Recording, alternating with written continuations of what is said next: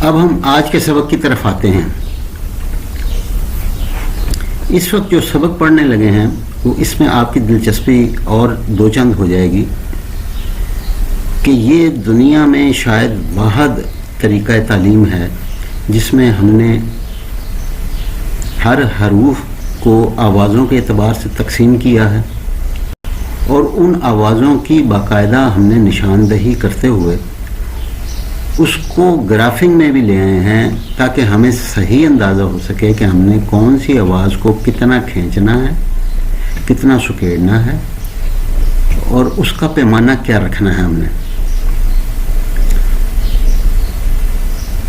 ہم نے شد پڑھ لی ہے، جزم بھی پڑھ لی ہے، آدھی آواز سے بھی ہم متعارف ہو گئے ہیں، پوری آواز کی بھی ہم نے مشق کی ہے، دوگنی اور چوگنی بھی ہماری نظروں میں آ گئی ہے.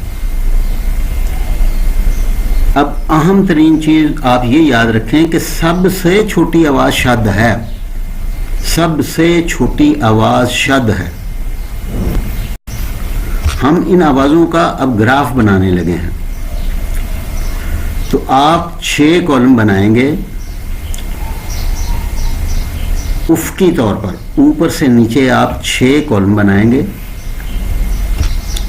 اور 6 کالم میں سب سے پہلا کالم جو ہوگا وہ شد کا ہوگا، دوسرا کالم جزم یا تنوین یا ساکن کا ہوگا، ساکن نون کا ہوگا، تیسرا کالم آدھی آواز کا، چوتھا کالم پوری آواز کا، پانچواں کالم دوگنی آواز کا اور چھٹا کالم چوگنی آواز کا.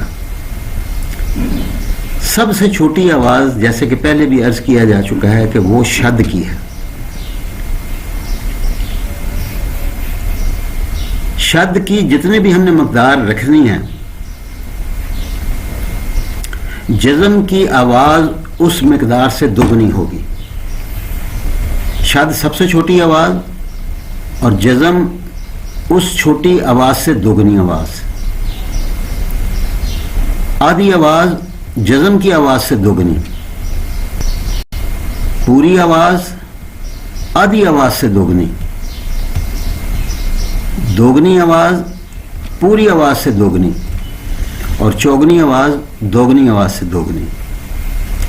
یعنی اگر ہم الٹا چلیں تو سب سے بڑی آواز چوگنی آواز ہوئی، اس سے آدھی آواز دوگنی ہو گئی، اس سے آدھی آواز پوری ہو گئی، اس سے آدھی آواز آدھی ہو گئی اور آدھی سے آدھی آواز جزم کی یا نون ساکن کی یا تنوین کی ہو گئی اور سب سے چھوٹی آواز شد کی ہو گئی.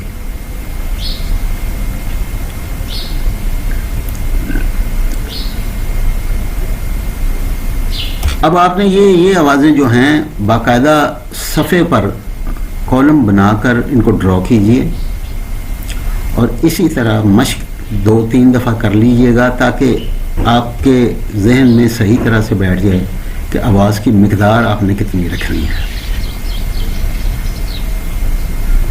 آج کا سبق آپ کی مشق پر زیادہ منحصر ہے، میری زبانی بتانے والی بات جو ہے وہ آج مختصر ہے.